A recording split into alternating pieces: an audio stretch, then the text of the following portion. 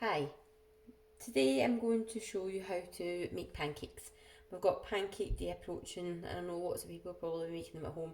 So this is just a little extra lesson for you for doing your own pancakes. So I'm going to do like a Scotch pancake or a drop scone, so like a thicker one. I know some people kind of like crepes, so I can maybe try and show you how to do one of them at the end as well. Okay, so at the beginning of the PowerPoint presentation, you'll see the recipe, the equipment that you're going to need, and all the information's in this demonstration as well.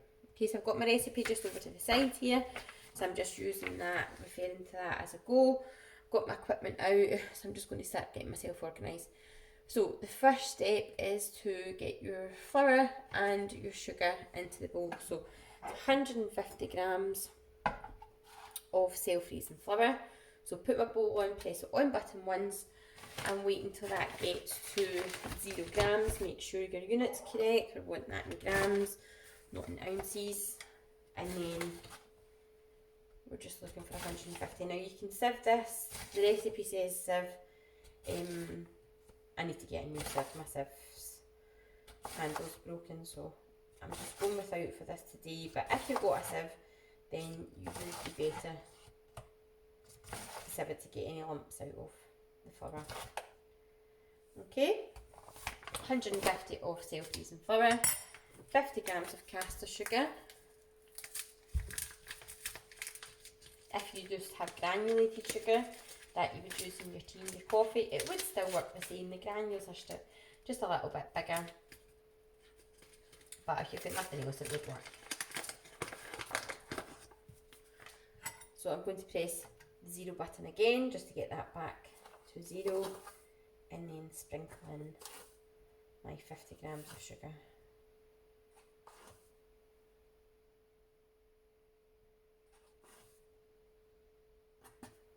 There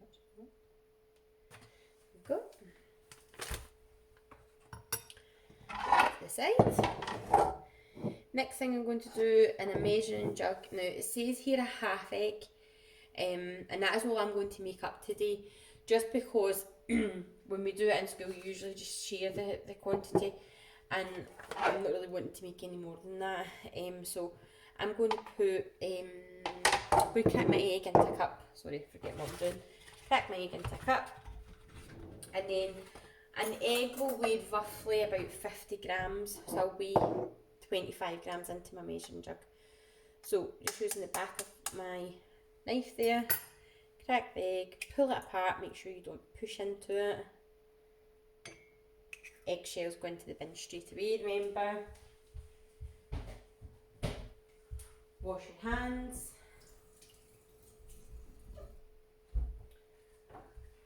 So always wash your hands and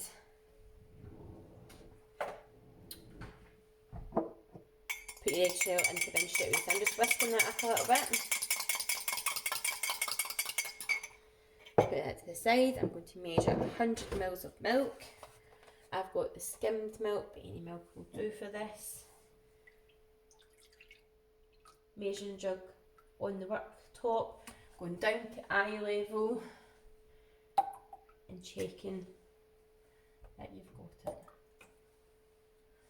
on the line. So don't be holding it up and trying to see, because you're not getting an accurate measurement. And now I'm just going to get my scales again, put them to 0, and it's about 25 grams of egg I'm looking for in there.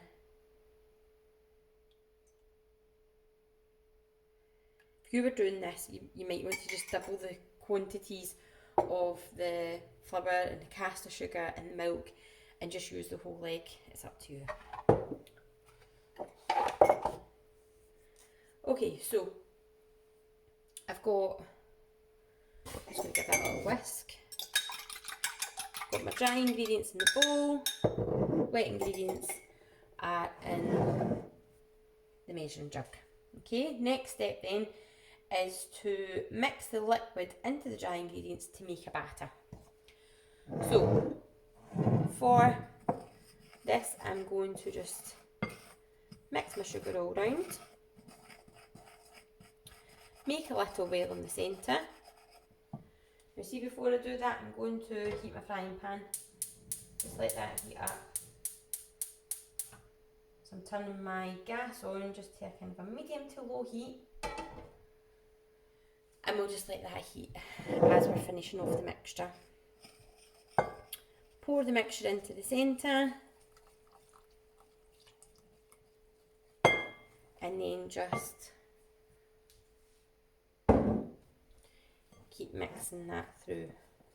And you're just wanting it to pull in the flour, the dry ingredients from the edge. Try and get it as lump free as possible. So this is the pancake batter that we're making. Oops. A wee bit of a mess there just because I was looking at my recipe.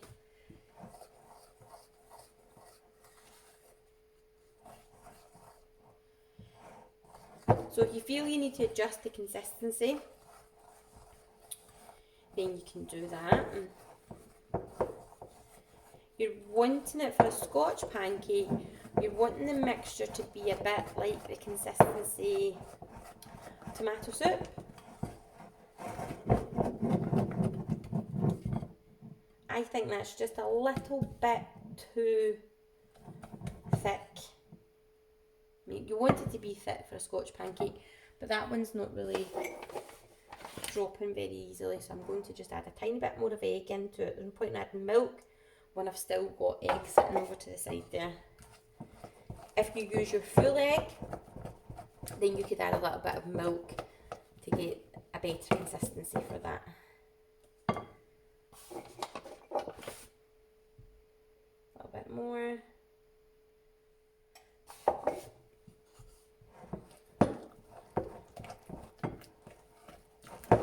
And that has just loosened it up a little.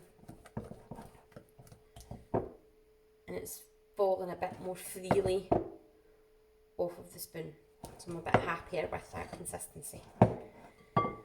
Okay, so now I'm going to just pause this, try and move the camera so you get a better view of the frying pan.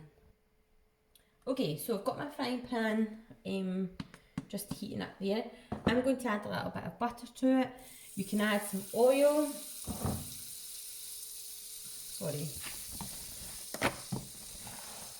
And then just going to take that off for a minute and just grease the bottom of that. You just don't want the pancakes to stick to it. So I've got my bit of kitchen roll there. I'm going to just keep that to the side and hopefully that should be enough to just kind of keep topping it up and keep greasing it. So I'm going to bring my bowl of mixture over. Now your first pancake is always like your tester one to see if your frying pan is at the right heat. I'm going to just turn mine down slightly. I think it might be too hot. It's good to have a non-stick frying pan for this. So I'm just going to do a small one to begin with. Trying to make sure that nothing's going to drip off my spoon as I do this. I think that mixture's still a little bit too thick.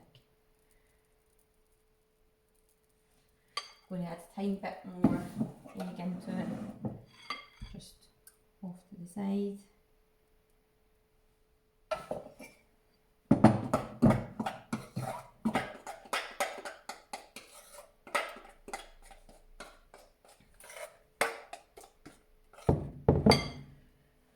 So as you will see just now, the pancake looks quite shiny. It's quite wet looking and there's no bubbles starting to form on it yet. What you're looking for is for it to start to go a bit matte looking. You don't really want it to be shiny still. Round about the edges in particular should start to lose the shine. You should start to see bubbles begin to form but also pop. And it's not just one or two, you're wanting a few like that, okay? I've got a funny feeling my frying pan's going to be a little bit too hot, but that's why we just do one to begin with. The aim to this is to get your frying pan at the correct temperature. heat, it's something that take a little bit of patience to begin with, and then you get better results in the end. Okay. Common mistakes that people make are trying to flip their pancakes too early. So you have to wait until you see all those bubbles begin to form on it. I'm just going to turn that temperature up just slightly. All the bubbles begin to form, then burst, and then you'll be ready. I've got my fish slice here ready for flipping them over, and I've also put a dish towel down on the table so that I can put my pancakes in between that, just to keep them nice and warm until we're ready. Okay, so it's starting to lose the shine. You might be able to see that. It's looking a bit more matte, but there's just not that many bubbles on it, and I think it's because I've turned the temperature down. So because it's losing its shine, I'm going to just leave it for a minute or two. I just tested it there, just quickly lifted it up because I can see that it's not going to stick to my fish slice, and it's looking quite nice underneath, but I'm going to wait for a few more bubbles just to form and pop on the top there. Okay, so if you feel it's just taking a little bit too long, then just adjust it slightly. If you've got an electric hob, then sometimes you're better waiting until you're sure it's at the correct temperature, and then adjusting it maybe one down or up one. Just be patient. I'm going to give this a go now. So make sure that you get your fish slice straight underneath there, get the full pancake on it, and then turn it over. So that's looking quite nice, a little bit brown. So as I said, your first one should always be a taster. Just flip that over. It will have mainly cooked through, that's what all the bubbles that have formed and burst. And then you're wanting to just turn it over, and it shouldn't take as long on the next side. We only do one pancake to begin with just because it's testing the temperature. After that, you can put several on at the same time.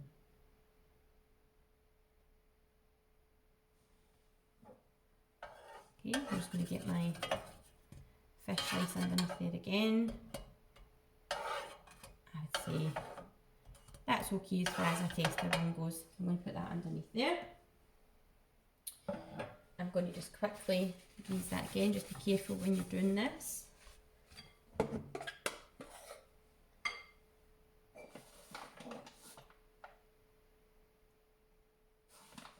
And then just give my mixture a little stir. Loosen it up again. Trying to take care when you're putting it into the frying pan, because you don't want to end up with it all over a mess. Dried in pancake batter's not the easiest to clean. I'm holding my spoon upright, just letting that drop off the top of the spoon, and that way you get a fairly round pancake. So I'm going to keep some of them quite small to begin with, just for my wee boy.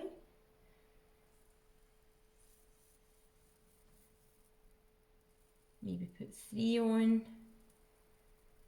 at the one time. You want to leave yourself enough room that you're going to be able to flip them.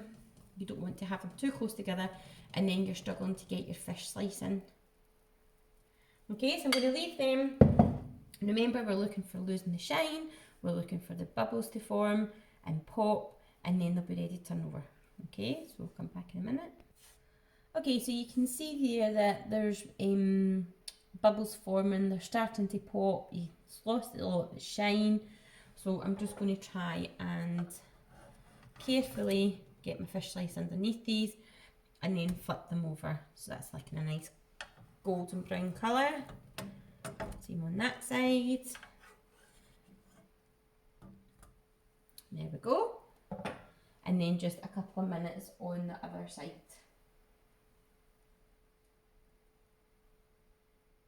So just a minute or so on the other side.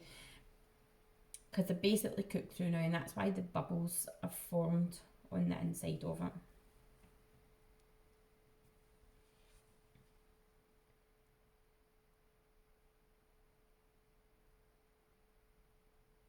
So you think about your toppings that you could have with this. Everybody's a bit different. I just like plain butter on it. Some people have lemon and sugar. Some people have Nutella. You could have it with some fruit, some chopped strawberries, maple syrup. So this is where people get to choose their own. But it's very straightforward. Lots of these kind of packs that you buy. It's just 4 ingredients, just your self-raising flour, your caster sugar, milk and eggs that go in it. So it's probably a lot of stuff that you have at home. And the key is just trying to take your time with getting your frying pan at the correct temperature. That's still a little pale, so I'm just going to turn that over and leave it a little bit longer. At this stage, when you turn them over, they're not messy. When doing it in school, a lot of the time people just aren't patient enough to try to get the fish slice underneath it too early. This part here of the fish slice ends up covered in the batter. So it really is just the key is patience. And once you get started and once your frying pan's at the correct temperature, then it doesn't take as long.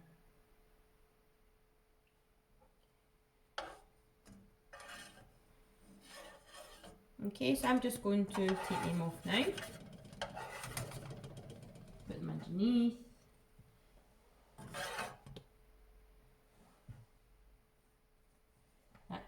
Keep them between a clean dish towel. Keeps them nice and warm. Oops.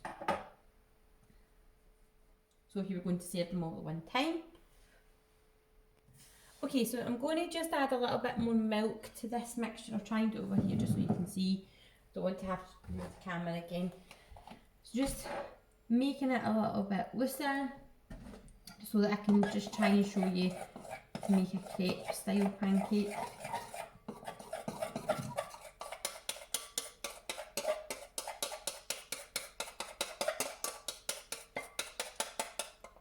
You do get different recipes, but just adding a little bit more milk works the same as well. And if you get people in the house that like different types of pancakes, then this could work. So you can see this one is a lot runnier. Okay, I've greased my frying pan again. I'm going to get a different type of spoon, kind of a measuring spoon, cupful. Make sure that's not going to all drip off. I'm going to clean on my cooker, and then I'm just going to just pour that in and move the frying pan around because you want this quite thin. So you want to move that around quite quickly before it sets. And then it's just really the same kind of a process as before. So just let that cook away. So same as before, you want to lose the shine, you want the bubbles to begin to form and then pop. This time, just carefully take it away at the edges all the way around, just so you know it's not going to get stuck. Lift it up, check underneath, check the colour, and then I'm just going to flip it over like that.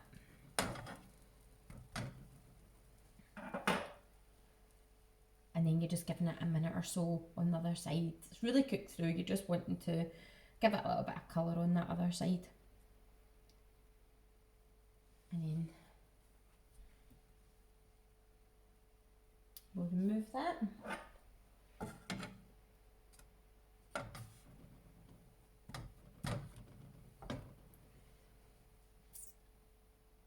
So as you're waiting on this, you could be getting your toppings ready. You could be chopping up your strawberries. Places like Stack and Still make great suggestions, so you could go into their menu and have a little look. And really the cost to make a pancake is very, very cheap. It's just your toppings that go along with it. And lift this up and see how it's looking on the underside now. I'm just going to give it a little bit more, it's still a little bit pale in colour. Okay, so just having a little look on the underside of that there, that starts to colour nicely. I'm just going to take that off, turn my heat off, and then put that underneath. So once you're finished, you're just then getting your food stacked up, and I'll show you just a finished plate in a wee second. Okay, so you've got your Scotch style pancakes, your drop scones, and then you've got like your crepes there.